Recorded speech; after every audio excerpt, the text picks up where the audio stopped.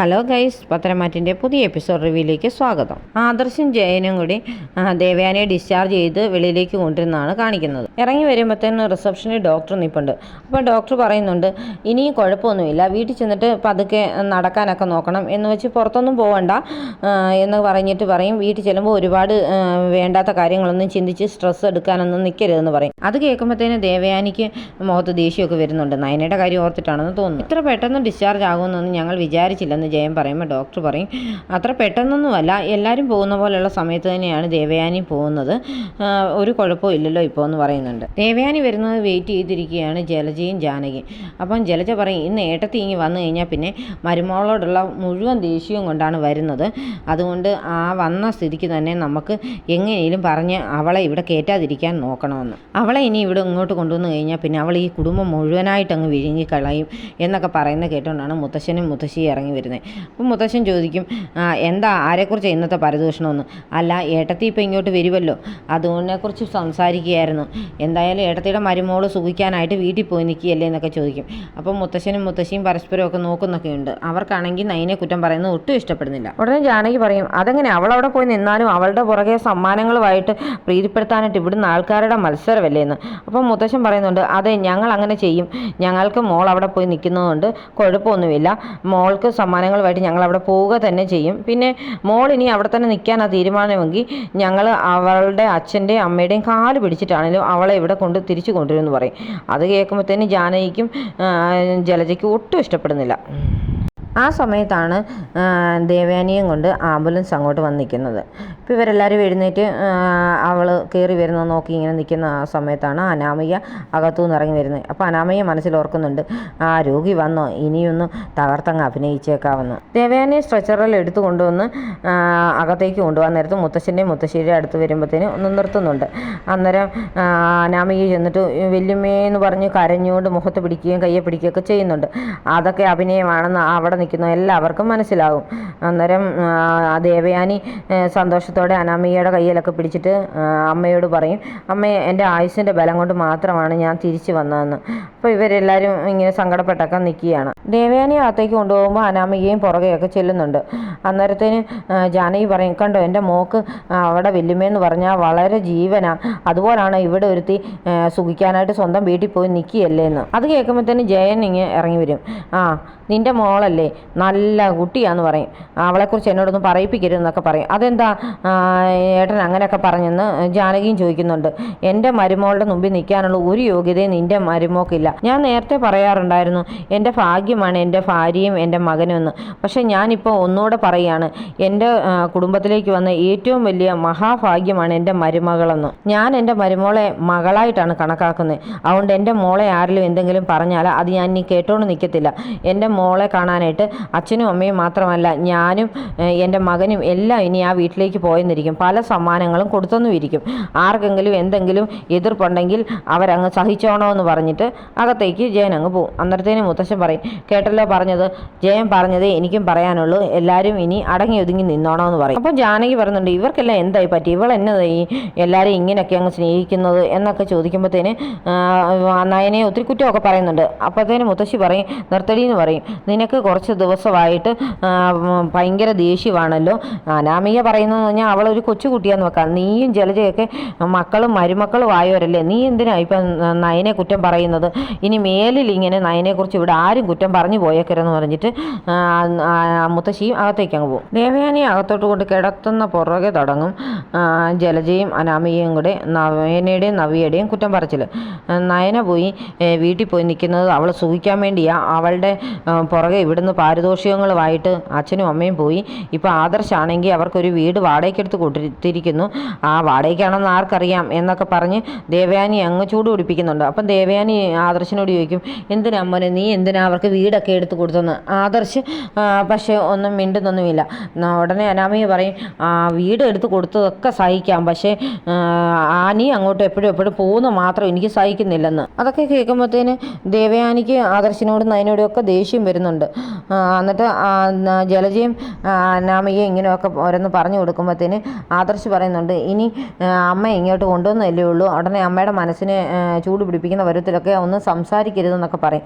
എന്നിട്ട് പറയും, എനിക്ക് ഇനി ഇവിടെ നിന്ന് കഴിഞ്ഞാൽ പിന്നെ കൺട്രോൾ പോകും, കാരണം ഞാൻ പോയേക്കുക എന്ന് പറഞ്ഞ് ജലജയുടെയും അനാമികയുടെയും അടുത്ത് ദേവയാനി ഏൽപ്പിച്ചിട്ട് ആദർശ് അങ്ങ് പോകും. അനാമിക ഇങ്ങനെ ഓരോ പരാതികളൊക്കെ പറഞ്ഞുകൊണ്ടിരിക്കുമ്പോൾ ദേവയാനി പറയുന്നുണ്ട്, മോൾ ഇങ്ങനെ നിസ്സാര കാര്യത്തിനൊക്കെ വഴക്കിട്ട് വീട്ടിൽ പോകരുതെന്ന് പറയും. അത് പിന്നെ ഞാൻ വല്യമ്മയോടുള്ള സ്നേഹം കാരണമല്ലേ തിരിച്ചു വന്നത്, എനിക്കാണ് ഇവിടെ നിൽക്കുന്നതിനേക്കാളും ഇഷ്ടം എൻ്റെ വീട്ടിൽ നിൽക്കുന്നത് തന്നെയാണ്, എൻ്റെ അമ്മയും അച്ഛനും എന്നെ പിടിച്ച് അവിടെ നിർത്തുക തന്നെ ചെയ്യുമെന്നൊക്കെ പറയും. അന്നേരത്തേനും മനസ്സിലോർക്കുന്നുണ്ട് ജലജ, പിന്നെ അവളുടെ അമ്മയും അച്ഛനും അവരവിടെ പിടിച്ചൊന്നും നിർത്തത്തില്ല, അവർ തന്നെയാണ് ഇവളെ ഇങ്ങോട്ട് തള്ളിവിടുന്നതാണ് തോന്നുന്നു. മോൾ ഇനി ഇവിടുന്ന് പിണങ്ങി പോവുകയും വീട്ടിൽ പോയി നിൽക്കുകയൊക്കെ ചെയ്ത് കഴിഞ്ഞാൽ പിന്നെ തോക്കുന്നത് ഞങ്ങളാണ്, അതുകൊണ്ട് മോൾ ഇനി അങ്ങനെയൊന്നും ചെയ്യരുതെന്നൊക്കെ ദേവയാനി അനാമിക ഉപദേശിക്കുന്നുണ്ട്. പിന്നീട് കാണിക്കുന്നത് നയനെ പതുക്കെ പതുക്കെ പിച്ച വെച്ച് നടത്താനുള്ള പരുവത്തിൽ പിടിച്ചുകൊണ്ട് വരുന്ന നന്ദുവിനെയാണ്. അന്നേരം നന്ദു പറയുന്നുണ്ട്, ചേച്ചി ഇങ്ങനെ ഒറ്റയ്ക്ക് നടക്കാനൊന്നും ശ്രമിക്കരുത്, ഞാൻ പിടിച്ചോളാമെന്ന്, എനിക്ക് കുഴപ്പമൊന്നുമില്ല മോളെ, ഞാൻ നടന്നോളാമെന്നൊക്കെ പറഞ്ഞുകൊണ്ട് നിൽക്കുന്ന സമയത്ത് ആദർശ് അങ്ങോട്ട് വരും. അപ്പം നന്ദു പറയും, അതെ ഇനിയിപ്പോൾ ഞാൻ പിടിക്കേണ്ട ആവശ്യമില്ലല്ലോ, പിടിക്കേണ്ട ആൾ വന്നിട്ടുണ്ടല്ലോ എന്ന് പറഞ്ഞ് ആദർശിൻ്റെ കയ്യിലോട്ട് നയനെ അങ്ങേൽപ്പിക്കും. അപ്പം നയനെ പറയും, എനിക്കിനി നടക്കണ്ട, ഒന്ന് ഇരുന്നാൽ മതിയെന്ന്. ആദർശ് നയനെ കൊണ്ടുവന്ന് സെറ്റിയിലിരുത്തും. അപ്പോൾ നയനെ ചോദിക്കും, അമ്മ വന്നോ വീട്ടിൽ, അമ്മയ്ക്ക് എങ്ങനെയുണ്ടെന്നൊക്കെ ചോദിക്കുന്നുണ്ട്. അമ്മ വീട്ടിൽ വന്നിട്ടുണ്ട്, കുഴപ്പമൊന്നുമില്ല, നിന്നെ പോലെ അമ്മയും പതുക്കെ പതുക്കെയൊക്കെ നടക്കുന്നുണ്ടെന്ന് പറയും. അപ്പോൾ നന്ദു ചോദിക്കുന്നുണ്ട്, ഇപ്പോഴും ആദർശേട്ടൻ്റെ അമ്മ വിശ്വസിക്കുന്നത് നയനേടത്തി പാലിൽ വിഷം കലർത്തിയെന്ന് തന്നെയാണോ എന്ന്. ഉടനെ ആദർശ് അങ്ങ് കുറച്ച് നേരം മിണ്ടാതിരിക്കും. എന്നിട്ട് പറയും, അതേ മോളെ, അമ്മ ഇപ്പോഴും അങ്ങനെ തന്നെയാണ് വിശ്വസിക്കുന്നത്, എന്തുകൊണ്ടാണ് അങ്ങനെ വിശ്വസിക്കുന്നത് എനിക്ക് മനസ്സിലാകുന്നില്ല, അമ്മയ്ക്ക് വേണ്ടി ഇവൾ പാല് കാച്ചി വെച്ചതല്ല, ഇവൾ ആ പാല് കാച്ചത് നവ്യയ്ക്ക് വേണ്ടിയാണ്, പിന്നെ ഇവൾ കൊണ്ടുവന്ന് അമ്മയ്ക്ക് പാല് കൊടുത്തിട്ടുമില്ല, പിന്നെ എങ്ങനെയാണ് അമ്മ അങ്ങനെ വിശ്വസിക്കുന്നത് എനിക്കറിയത്തില്ലെന്ന് പറയും. അന്നേരത്തേന് നയന പറയും, അതൊക്കെ അവിടെ വിശ്വസിപ്പിക്കാൻ ആൾക്കാരുണ്ട് ആദർശേട്ട, അതുകൊണ്ടാണെന്ന് പറയും. നയനയോട് ആദർശ് പറയുന്നുണ്ട്, നീ ഇനി ഒറ്റയ്ക്ക് അങ്ങനെ നടക്കാനൊന്നും ശ്രമിക്കരുത്, അങ്ങനെ നടക്കണമെന്ന് ആഗ്രഹമുണ്ടെങ്കിൽ നീ ഈ വീടിൻ്റെ വെളിയിൽ ആ ഗേറ്റ് വരെയൊക്കെ പോകാവുള്ളൂ, പിന്നെ അതിൽ കൂടുതൽ നടക്കണമെന്ന് ആഗ്രഹമുണ്ടെങ്കിൽ എന്നെ വിളിക്കണം, ഞാൻ നിന്നെയും കൊണ്ടുപോയി ഒരു ഗ്രൗണ്ടിലോ വല്ലതും നടത്താം, എന്നിട്ട് തിരിച്ചു കൊണ്ടിവിടെ ആക്കാമെന്ന് പറയും. അനി ഓടി റൂമിലേക്ക് വരുന്നുണ്ട് ദേവയാനിയുടെ. അപ്പോൾ ദേവയാനിയോട് ചോദിക്കും, എങ്ങനെയുണ്ട് വല്യമ്മേ, ഇപ്പം കുഴപ്പമുണ്ടോ, പ്രശ്നങ്ങൾ വല്ലതും ഉണ്ടോ എന്ന്. എനിക്കൊരു പ്രശ്നമില്ല, ഇപ്പം പ്രശ്നം മുഴുവൻ ആ പെങ്കൊച്ചിനല്ലേ നീക്കും. ഏത് പെങ്കൊച്ചിന്? അനാമിക മോക്ക്. നീ എന്തിനാ അവളെ ഇങ്ങനെ വിഷമിപ്പിക്കുന്നു ചോദിക്കും. ഞാൻ ആരെയും വിഷമിപ്പിക്കുന്നൊന്നുമില്ല വല്യമ്മേ, അവൾ കാരണം ഞാനേ വിഷമിക്കുന്നുള്ളെന്ന്. പിന്നെ നീ എന്തിനാ ആ നന്ദുവിൻ്റെ പുറകെ നടക്കുന്നത്, അതുകൊണ്ടല്ലേ ആ മോക്ക് ഭയങ്കര വിഷമമാകുന്നത്. ഞാൻ നന്ദുവിൻ്റെ പുറകെ നടക്കുകയോ നന്ദുവിനെ കാണുന്നൊന്നും ഇല്ലെന്ന് പറയും. പിന്നെ നീ എന്തിനാ നയനയുടെ വീട്ടിലെപ്പോഴും പോകുന്നെന്ന് ചോദിക്കും. അന്നേരം അനി പറയും, ഞാൻ നയനേടത്തിയെ കാണാൻ പോകുന്നതാണ്. അതെന്താ, അവൾക്ക് വല്ല അസുഖമാണോ, അതോ എന്നെപ്പോലെ വല്ല ഓപ്പറേഷനും കഴിഞ്ഞ് കിടക്കുകയാണോ എന്നൊക്കെ ദേവയാനി ചോദിക്കുമ്പോഴത്തേന് അനിയൊന്നും മിണ്ടാതിരിക്കും. എനിക്ക് നയനെ ഒട്ടും ഇഷ്ടമില്ല എന്നറിഞ്ഞിട്ടും ജയേട്ടനും ആദർശും നീയും എല്ലാവരും അവളെ സപ്പോർട്ട് ചെയ്യുന്ന എന്തിനാണെന്ന് എനിക്ക് മനസ്സിലാകുന്നില്ല എന്ന് ദേവയാനി പറയുന്നുണ്ട്. അന്നേരം പറയും, വല്യമ്മയ്ക്ക് വല്യമ്മയുടെ മരുമകളെ മനസ്സിലായിട്ടില്ല, നയനേടത്തിയുടെ അത്രയും സ്വഭാവം ഗുണവും മനസ്സുമുള്ള ഒരാളെ കിട്ടിയത് തന്നെ വല്യമ്മയുടെ ഭാഗ്യമാണെന്നൊക്കെ അനിയും പറയും. അന്നേരത്തേന് പറയും, നീ ഇത് എൻ്റെ അനാമിക മോളെക്കുറിച്ചാണ് പറഞ്ഞിരുന്നെങ്കിൽ ഞാനങ്ങ് സമ്മതിച്ചേനും, അവളെപ്പോലൊരു നല്ല കുട്ടിയാണ് എനിക്ക് ആവശ്യം ഉണ്ടായിരുന്നത്, ഇത് നയന ഇങ്ങോട്ട് വന്നില്ലേലും എനിക്ക് കുഴപ്പമൊന്നുമില്ല എന്നൊക്കെ പറയുന്നുണ്ട്. നീ എന്താ അവളെ ഇങ്ങനെ പൊക്കി പൊക്കി പറയുന്നത്, അവളെനിക്ക് എന്നാ ബ്ലഡ് തന്നായിരുന്നോ, അതോ എനിക്ക് കരൾ പകുത്ത് തന്നത് അവളാണോ എന്നൊക്കെ ചോദിക്കുന്നുണ്ട് ദേവയാനി. അപ്പോൾ അനി പറയും, ബ്ലഡ് കൊടുക്കേണ്ട കാര്യം വന്നിരുന്നെങ്കിൽ അതേ ബ്ലഡ് ഗ്രൂപ്പ് ആയിരുന്നെങ്കിൽ നയനേടത്തി തന്നേനും, പിന്നെ കരൾ കൊടുക്കേണ്ടി വന്നാലും നയനേടത്തി തരുമായിരുന്നു പറയും. പിന്നെ അവളെൻ്റെ ഹൃദയം പറിച്ചെടുക്കാൻ നടക്കുന്നവളാണ്, അവൾ എനിക്ക് കരൾ മുറിച്ച് തരാൻ പോവുമല്ലേ, എൻ്റെ അനാമിക മോളാണ് തന്നേനോ എന്നൊക്കെ പറയും. എൻ്റെ ബ്ലഡ് തരാമെന്ന് തന്നെ എൻ്റെ മോള് പറഞ്ഞതല്ലേ എന്ന് ചോദിക്കും. അപ്പത്തേന് എന്നെ പറയുന്നുണ്ട്, എന്നിട്ട് ബ്ലഡ് തരാമെന്ന് പറഞ്ഞതല്ലേ ഉള്ളൂ, അവൾ തന്നോന്ന് ചോദിക്കും.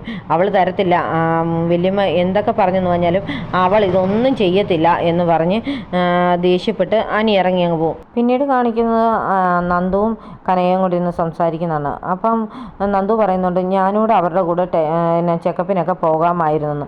അപ്പം കനക പറയും, അവർ ഭാര്യയും ഭർത്താവും കൂടെ പോയിട്ട് വരട്ടെ മോളെ, അതിനിടെ നീയൊന്നും പോകണ്ടാന്ന്. ആ സമയത്ത് നയനയുടെ കൈ പിടിച്ചുകൊണ്ട് ആദർശ് ഇറങ്ങി വരും. അന്നേരം ആദർശ് പറയുന്നുണ്ട്, ഞങ്ങൾ പോയിട്ട് വരാമെന്നൊക്കെ. അന്നേരത്തേന് നന്ദു പറയും, ഈ കൈ ഇങ്ങനെ മുറുക്കെ പിടിച്ചോണമെന്നൊക്കെ.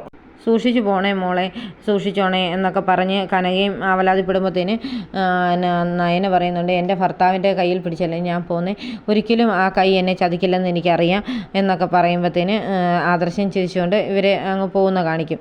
അന്നത്തേന് കനക പറയുന്നുണ്ട്, എന്തൊക്കെയായാലും നയനമോളുടെ ജീവിതം നന്നായി, എന്തൊക്കെ സംഭവിച്ചെന്ന് പറഞ്ഞാലും നയനമോളെ ആദർശ് ഇനി കൈവിടത്തില്ല. ആരൊക്കെ കൈവിട്ടാലും ആദർശ് മോൻ നയനെ സ്നേഹിച്ച് കൂടെ ചേർത്ത് പിടിച്ചോളും. പക്ഷേ അവിയുടെയും നവിയുടെയും കാര്യം ഓർക്കുമ്പോഴാണ് എനിക്ക് ടെൻഷൻ എന്നൊക്കെ പറയും. അതൊക്കെ സാരമില്ലമ്മേ, അതൊക്കെ അങ്ങ് ശരിയായിക്കോളൂ എന്ന് പറഞ്ഞ് നന്ദുവും കനകയും ഇങ്ങനെ നിൽക്കുന്നുണ്ട്. ഹോസ്പിറ്റലിൽ ചെല്ലുമ്പോൾ നയന പറയുന്നുണ്ട്, ഡോക്ടർ പറഞ്ഞാൽ മതിയായിരുന്നു, ഞാൻ ഓടിച്ചാടി നടന്നു, ഇനി കുഴപ്പമൊന്നുമില്ല എന്ന്, അതുകൊണ്ട് പ്രശ്നമൊന്നുമില്ല എന്നൊക്കെ ഡോക്ടർ പറയണേ എന്നൊക്കെ നയന പറയും. എന്തായാലും നീ ഇങ്ങനെ റെസ്റ്റ് എടുത്താൽ മതിയെന്ന് ആദർശം പറയും. അല്ല, ആദർശേട്ടനാണേലും ബുദ്ധിമുട്ടാകുകയിൽ അമ്മയും നോക്കണം എന്നെയും നോക്കണമെന്ന്. അത് സാരമില്ല, ഞാൻ അമ്മയും നോക്കും നിന്നെയും നോക്കും, രണ്ടുപേരെയും ഒരുപോലെ കെയർ ചെയ്യാനാണ് എൻ്റെ തീരുമാനമെന്ന് ആദർശം പറയുന്നുണ്ട്. അതല്ല ആദർശേട്ടാ, ഇതൊക്കെ കഴിഞ്ഞിട്ട് ഞാൻ ഇനി തിരിച്ച് ആ വീട്ടിലേക്ക് വന്നാൽ വീണ്ടും പ്രശ്നമാകില്ലേ എന്ന് ആദർശനോട് നയന ചോദിക്കുമ്പോൾ ആദർശ് പറയുന്നുണ്ട്, നീ ഇനി അതൊന്നും ശ്രദ്ധിക്കണ്ട, ഇനി നിനക്ക് വേണ്ടിയും കൂടെ സമയം മാറ്റിവെക്കാൻ ഞാൻ തീരുമാനിച്ചിട്ടുണ്ട്, നീ ഇനി വന്നു കഴിയുമ്പോൾ നമുക്ക് ഓഫീസിലൊക്കെ പോകാമല്ലോ എന്നൊക്കെ പറയും. പിന്നെ അമ്മ എപ്പോഴും ചോദിക്കുന്നുണ്ട്, കരൾ തന്ന ആ പെൺകുട്ടി ഏതാന്ന്, എനിക്ക് എത്ര നാൾ ഇങ്ങനെ പിടിച്ചു നിൽക്കാൻ പറ്റുമെന്ന് അറിയത്തില്ല ആ പെൺകുട്ടിയെ കാണിക്കാതെ എന്ന് ഇങ്ങനെ ആദർശ് പറയുമ്പോഴത്തേന് നയൻ ഇങ്ങനെ ടെൻഷനോടെ ആദർശിൻ്റെ മുഖത്തേക്ക് നോക്കുന്നത് എന്ന് കാണിച്ചുകൊണ്ടാണ് ഇന്നത്തെ എപ്പിസോഡ് അവസാനിക്കുന്നത്.